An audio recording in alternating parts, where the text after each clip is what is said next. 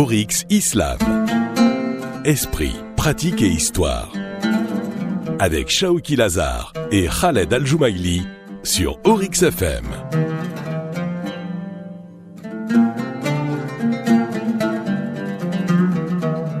Salam alaikum, bonjour à tous et bienvenue dans Oryx Islam. Dr Shaouki, salam alaikum. Wa alaikum salam wa rahmatullahi wa barakatuh, Khaled. On continue toujours de parler de la préservation de la première finalité de l'islam, qui est la religion.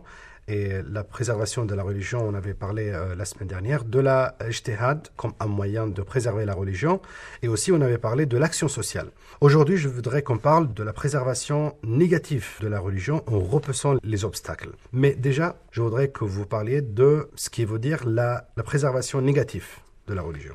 Oui, la préservation négative de la religion, par opposition à la préservation positive qu'on avait développée auparavant, c'est le fait de préserver la religion en repoussant tous les obstacles qui sont à même d'empêcher la pratique de cette religion, la pratique ou même la compréhension de cette religion. Donc auparavant, on avait parlé de la préservation positive de la religion, qui est la préservation par l'établissement des moyens de sa réalisation. Et aujourd'hui, on va effectivement parler de la préservation de la religion par le repoussement en fait des obstacles qui peuvent empêcher sa réalisation.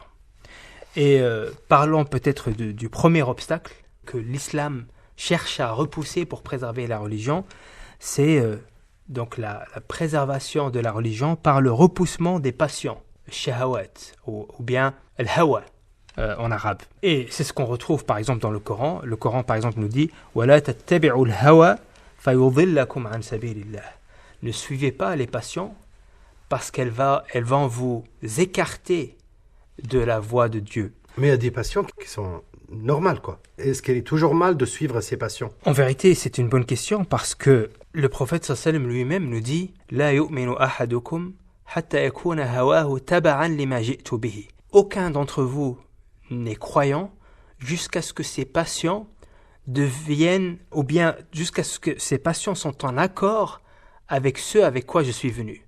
Donc jusqu'à ce que vos passions sont en accord avec la religion.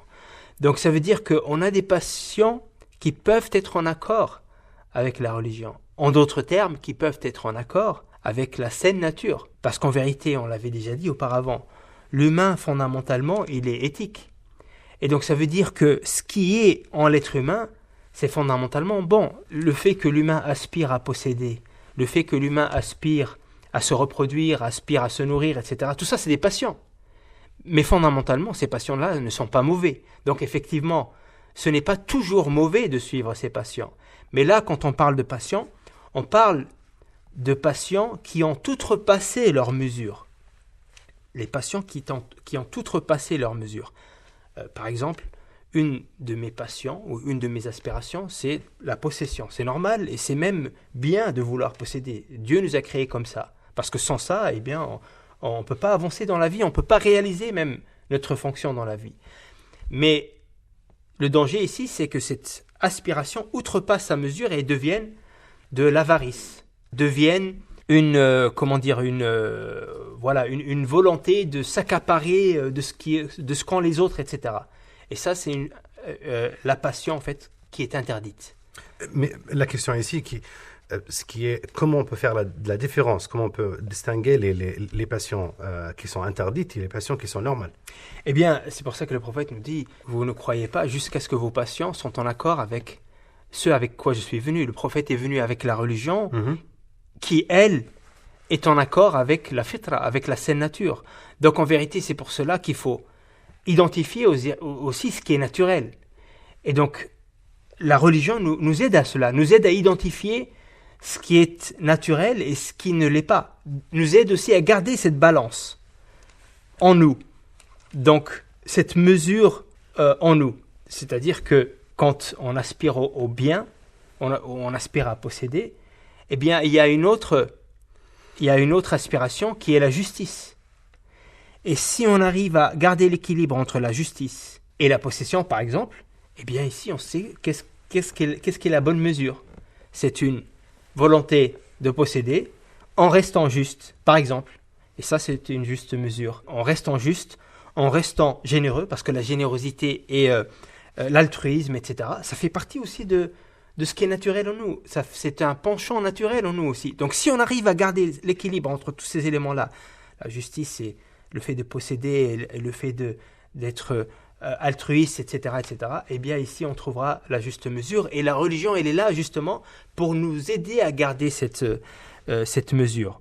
Donc, et c'est pour ça que la religion est venue aussi avec tout un dispositif d'enseignement qui vont nous aider à garder cette mesure et à repousser les passions qui outrepassent leur mesure. Par exemple, tazkiya, qui est la purification de soi, c'est un moyen, donc la purification spirituelle, c'est un moyen qui va nous aider à repousser les passions qui dépassent leur mesure et à garder cet équilibre en nous. Par exemple, le Coran nous dit « خُذْ مِنْ أَمْوَالِهِمْ صَدَقَةً تُطَهِّرُهُمْ وَتُزَكِّيهِمْ بِهَا » Donc, Dieu dit au prophète « Prends de leurs biens une aumône avec laquelle tu vas les purifier et tu vas les élever spirituellement. » Donc, le Coran met en évidence que l'objectif, la finalité de zakat, de l'aumône, c'est quoi ? La purification. C'est la purification. Mais on peut se poser la question suivante. Pourquoi le Coran n'a-t-il pas dit que l'objectif de la zakat, c'est l'entraide sociale ? C'est pour que le riche, il aide le pauvre. Ça, c'est plus évident. C'est moins évident que de dire que c'est la purification spirituelle. Eh bien, la réponse ici, pourquoi l'islam a parlé de cette purification spirituelle et n'a pas parlé de cette dimension sociale de la zakat, c'est que justement, la dimension sociale de la zakat, elle est évidente. Tout le monde peut voir ça. Tout le monde sait ça. Qu'en donnant la zakat à un pauvre, eh bien, il y aura une solidarité sociale. Mais le Coran a mis en évidence quelque chose qui est beaucoup plus subtil, que tout le monde ne voit pas. C'est que en donnant cette zakat, celui qui donne, lui-même, il va se purifier spirituellement. Et il va repousser les passions. Il va pouvoir, justement, cette envie de posséder, il va pouvoir garder l'équilibre entre posséder et être altruiste, par exemple. Et ça, c'est une purification spirituelle qui va nous aider, justement, à repousser les passions. Et le repoussement des passions, c'est un moyen de préserver la religion. Et bien sûr, il y a d'autres moyens aussi pour préserver la religion de manière négative, donc la préservation négative, c'est le repoussement des entraves intellectuelles. Tout ce qui peut nous bloquer, nous entraver intellectuellement, eh bien, l'islam aspire à repousser tout cela pour préserver la religion. Et ça peut être, ces entraves-là peuvent être politiques, par exemple. Par exemple, le Coran nous dit, au sujet de Pharaon, qui a dit à son peuple, « Ma urikum illa ma ara » je ne vous dis, ou bien je ne vous impose que mon opinion. Et donc ici, c'est une entrave politique. C'est-à-dire que le dirigeant impose quelque chose, impose une manière de penser que le peuple n'a pas le droit de... Mais le contexte ici, c'est un contexte religieux. Un contexte religieux, mais politique aussi, parce que Pharaon, c'est le dirigeant politique. Et donc, cette vision religieuse imposée par le Pharaon, elle est imposée politiquement. Et donc ici, on a une entrave intellectuelle politique à laquelle fait référence le Coran. Ou bien ça peut être une entrave intellectuelle d'ordre social. Par exemple, on a un verset où Allah subhanahu wa ta'ala dit « قَالُوا أَنُؤْمِنُ لَكَ وَاتَّبَعَكَ الْأَرْذَلُونَ » Ils ont dit « Comment peut-on croire en ce que tu dis ?» Donc ils ont dit ça au prophète Nuh. « Comment peut-on croire en ce que tu dis alors que tu es suivi par les plus misérables d'entre nous, par une classe sociale très modeste. » Et donc ils ont refusé de croire en Nuh parce que les croyants c'était les plus modestes. Donc ici on a une entrave sociale. Socialement, c'est mal vu de croire parce que c'est une classe sociale modeste qui est croyante. Ou bien ça peut être une entrave culturelle.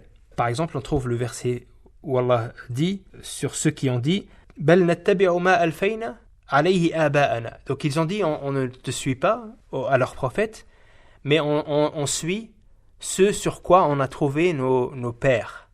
Donc ici c'est une entrave culturelle parce que effectivement culturellement c'est mal vu de suivre une vérité qui n'est pas admise par les pères, qui n'est pas admise par la société. Donc effectivement, autant d'entraves intellectuelles qui peuvent être des carcans empêchant effectivement d'appréhender librement la vérité.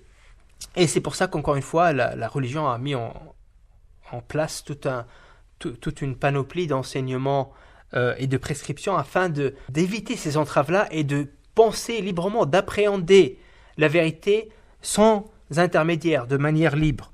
Par exemple, Dieu nous invite à méditer la création sans se laisser influencer par les influences sociales ou les influences ou par aucun intermédiaire. Donc, appréhender les cieux, appréhender la terre, appréhender la puissance de Dieu dans sa création de manière libre pour pouvoir se faire une idée soi-même et ne pas se soumettre à ce qui nous est imposé. Donc, c'est un autre moyen pour préserver la religion qui est le fait de repousser ces entraves intellectuelles. Donc parlons des obstacles. On a parlé de le premier obstacle qui est la passion, deuxième obstacle qui est l'entrave intellectuelle, et le troisième que vous allez en parler maintenant, c'est la falsification. Oui, donc tout à fait. Un autre obstacle afin de préserver la religion, ou bien un autre obstacle qui empêche la pratique et la bonne compréhension de la religion, c'est la falsification. Et on a un hadith prophétique où le prophète sallallahu alayhi wa sallam nous dit « Dans chaque génération, ce savoir, donc le savoir religieux, sera porté par des gens justes qui le protégeront de l'altération des extrémistes, du laxisme des imposteurs et de l'interprétation des ignorants. » Donc ici, le prophète met en évidence que dans chaque génération de musulmans, il y aura les gens les plus justes, les gens de savoir les plus intègres, qui seront là afin de faire cet exercice, effectivement, de repousser cette falsification. Et cette falsification, le prophète a résumé en 3 choses. Elle peut être l'altération des extrémistes, donc le fait d'aller dans l'extrême, eh bien, le prophète a appelé ça une altération. Tahrif al-ghalin, il a dit, tahrif al-ghalin. Donc quelqu'un qui exagère dans la religion, eh bien, en vérité, il altère, il change la religion dans l'exagération et dans l'extrême, par son extrémisme. La deuxième dimension, c'est le laxisme des imposteurs. Il y a des gens aussi qui tentent ou bien qui essayent de modifier la religion par le laxisme. C'est-à-dire qu'ils font des concessions sur ces principes parce qu'ils sont laxistes à ce niveau-là, et ça aussi, ça fait partie de la falsification. Et la troisième dimension, c'est l'interprétation des ignorants. Et il y a des gens qui appréhendent la révélation sans être équipés par les outils qui leur permettent de comprendre la religion. La religion, comme tout élément d'étude, a besoin d'un certain nombre d'outils pour pouvoir être compris. Et ça, c'est même vrai pour une œuvre humaine. Par exemple, celui qui veut étudier Nietzsche, par exemple. Il ne peut pas lire les livres de Nietzsche sans aucun bagage pour pouvoir comprendre son œuvre. Il ne peut pas étudier l'œuvre de Nietzsche sans comprendre l'histoire de Nietzsche, sans comprendre le contexte dans lequel il a écrit, sans comprendre les influences, par exemple, des nazis, de Hitler, à l'époque de Nietzsche, sans comprendre qui était la sœur de Nietzsche, qui, elle, après sa mort, a publié des œuvres de Nietzsche, ou bien qu'elle a attribuées à Nietzsche qui ne sont pas les siennes, etc., etc. Donc vous voyez qu'il faut comprendre l'histoire, il faut comprendre le contexte, il faut comprendre la personne, il faut comprendre à quoi cette personne-là aspirait, il faut comprendre son approche méthodologique, etc., etc. Ça, c'est pour une œuvre humaine.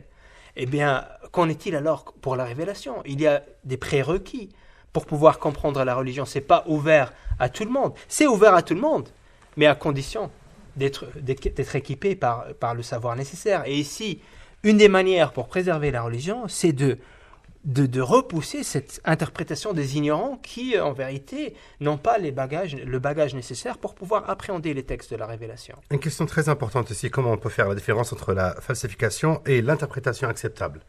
C'est une très bonne question, parce qu'effectivement, peut-être pour certaines personnes, elles ne vont pas faire la différence entre une interprétation de quelqu'un qui est qualifié, d'un savant qui est qualifié, qui a le bagage nécessaire pour interpréter le Coran, et une interprétation de quelqu'un qui n'a pas les bagages. Peut-être qu'il sera difficile pour cette personne de faire la distinction. Mais tout d'abord, il faut effectivement se fier aux gens qui sont spécialisés dans le domaine et qui sont reconnus comme tels est reconnu par leur père. Et de cette manière-là, effectivement, si on a quelqu'un qui s'adonne à l'interprétation, par exemple, du Coran, qui n'est pas dans le domaine, qui est, je ne sais pas, ingénieur informatique, par exemple, eh bien là, déjà, on a une idée sur le fait que cette personne-là n'est pas forcément qualifiée pour avoir une opinion sur une interprétation du Coran, par exemple. Dr Chouaoui, merci beaucoup d'être avec nous. Chers auditeurs, merci beaucoup de nous avoir suivis. Le rendez-vous, Inch'Allah, la semaine prochaine dans Oryx Islam. À bientôt. Oryx Islam. Esprit, pratique et histoire. Oryx Islam avec Chouaoui Lazare et Khaled Al-Joumaili tous les vendredis à 12h et les samedis à 6h05.